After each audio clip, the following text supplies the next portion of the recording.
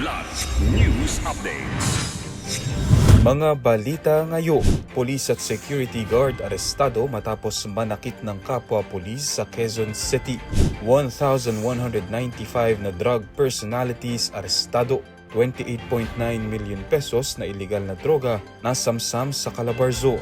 2 patay, 14 sugatan sa pagtaob ng truck sa plantasyon ng pinya sa Bukidnon.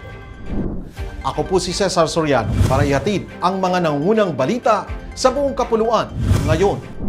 Arestado ang isang aktibong pulis at isang security guard matapos umanong manakit ng isang kapwa pulis sa loob ng isang supermarket sa Quirino Highway, Barangay Baysa, Quezon City. Ayon sa Quezon City Police District o QCPD, nangyari ang insidente noong Martes matapos pigilan umano ng security guard na si alias Mida, ang biktimang off-duty na pulis, na lumabas ng establishmento kahit ipinakita na nito ang resibo.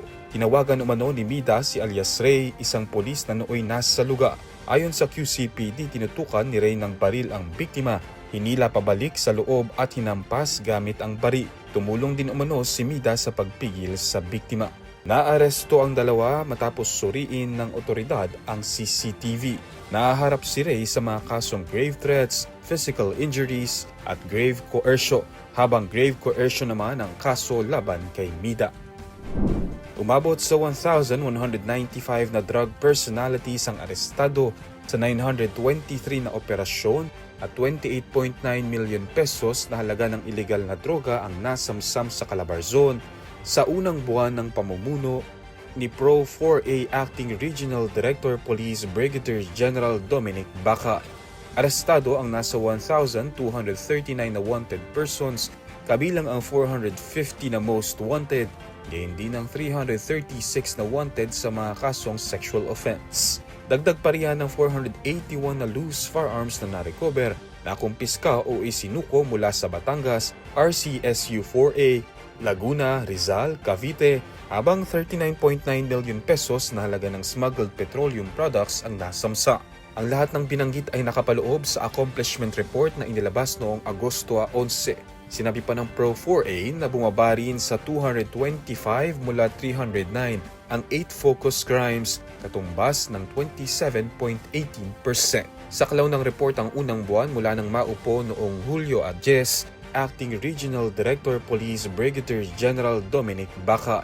Kasabay nito kinilala ng Pro 4A ang Cavite PPO bilang Best Police Provincial Office at Lucena City Police Station bilang Best Component City Police Station at iba pang top-performing units para sa Hulyo.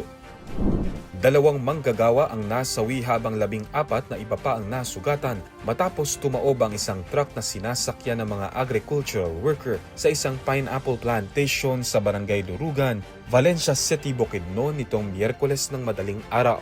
Kinilala ng pulisya ang mga nasawi na sina Mirna Bacong, 44 anyos at Ludivina Aliday, 48.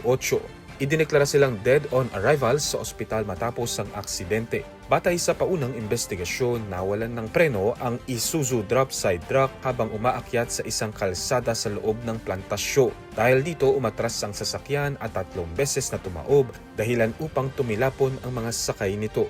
Sumuko na sa mga otoridad ang 58 anyos na driver ng truck habang inihahanda ng pulisya ang kaukulang kaso kaugnay ng insidente. Para sa Kidlat News Channel, ako si Renzel Linon, nag-uulat. Ako po si Cesar Soriano, kasama nyo sa bawat pagputo ng balita.